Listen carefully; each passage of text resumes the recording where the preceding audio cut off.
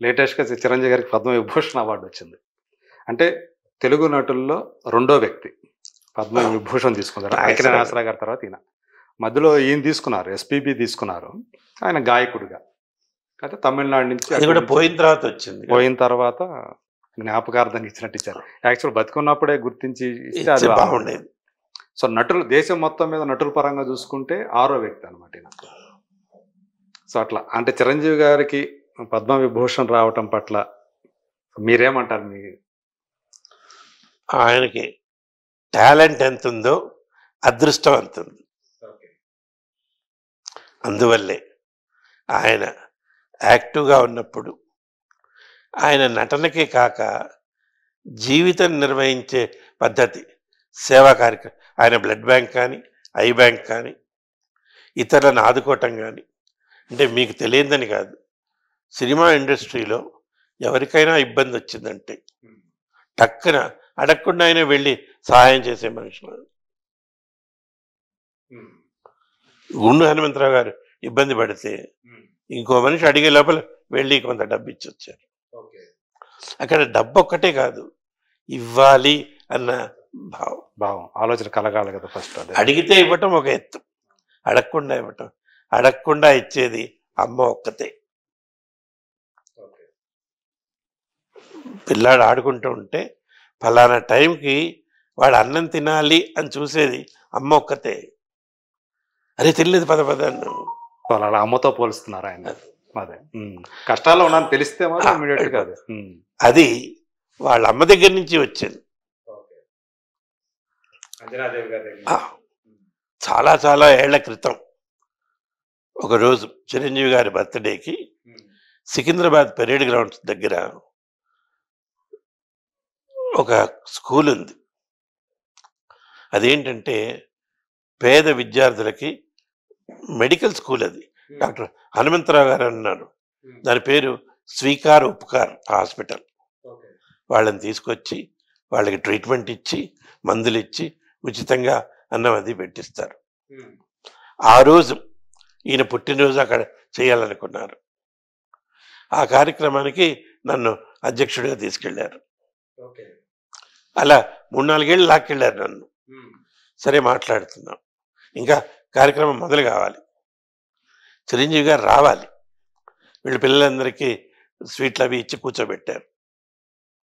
వాళ్ళెవరికి కొంతమందికి అయితే అసలు చూపు లేదు, వాళ్ళకి 2 తెలియవు. చిరంజీవి ఎట్లా ఉంటారో తెలియదు, సాంసూరప్ ఎట్లా ఉంటారో తెలియదు, కానీ ఇద్దరి గొంతు తెలుసు. సినిమాల్లో ఆయన గొంతు, టీవీలో నా గొంతు. అది గొప్పగా టీవీ పెట్టగా సార్ వచ్చారు సార్ వచ్చారని. నిజంగానే అవును. ఆ టైంలో మేము అక్కడ కూర్చున్నాం, బ్రహ్మానందం గారు అట్లా. బ్రహ్మానందం గారు తనే పాపం పరిచయం చేసుకున్నారు. సార్ నా పేరు బ్రహ్మానందం. అదేంటి మీకు తెలియవు, మిమ్మల్ని మేము చేసుకోవాలి సార్.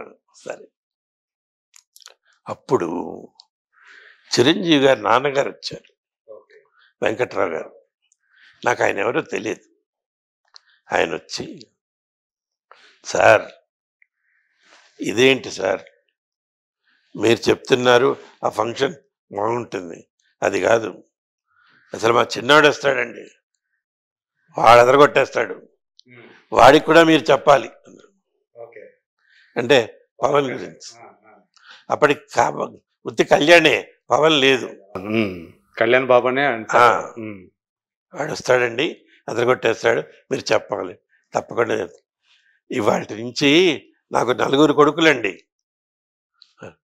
మీరు కూడా నా దగ్గరే. అలాగేనండి, మీరు బాగా చెప్పాలి. అలాగే చెప్తాం. అలా ఆత్మీయంగా మాట్లాడటం వాళ్ళ కుటుంబంలో ఉంది. అది నేనంట. వాళ్ళ అమ్మ దగ్గర నుంచి నా దగ్గర అది ఈయనకు వచ్చింది. మీరు అంటే నాకు తెలిసి చిరంజీవి ఎప్పుడు గట్టిగా మాట్లాడటం మనకు తెలియదు. గట్టిగా కోపడటం, కోపం వస్తుంది, కోపడి మెల్లిగానే ఉంటాడు. బయటకు అదొక ఇంటర్వ్యూలో చూశాను నేను. ఆయన మాట్లాడుతుంటే ఇంటర్వ్యూ చేసిన అతను పదే పదే వారి పిల్లల గురించి ప్రస్తావించారు. చాలాసేపు ఊరుకున్నాడు ఆయన. అంటే అది కొంచెం ఇరకాటమైన పరిస్థితి. ఇప్పుడు అది అవసరమా, వదిలేయండి. మళ్ళీ ఈసారి అడిగాడు, చాలు అంతే, దాంతో టాప్. అంటే నువ్వు ఇక చాలు పో అని చెప్పడానికి అవును, గట్టిగా అరవకుండా ఆయన అట్లా. అది మనిషి సంస్కారం. అందుకు నాకు ఆ మనిషి అంటే ఎక్కువ ఇష్టం. ఇదే పెద్ద ఆయన ఉన్నారనుకోండి, నాగేశ్వరరావు గారు, ఆయన అవతల వాడికి ఎన్ని వాతలు పెట్టాలి అన్ని పెడతాడు ఆయన. అవును, అమ్మో మందలిస్తారు, సున్నితంగా కూడా చెప్తాడు, వినకపోతే పెడతాడు.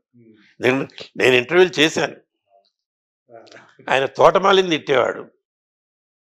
ఇలా చూసి వాడికి he needs that language sir.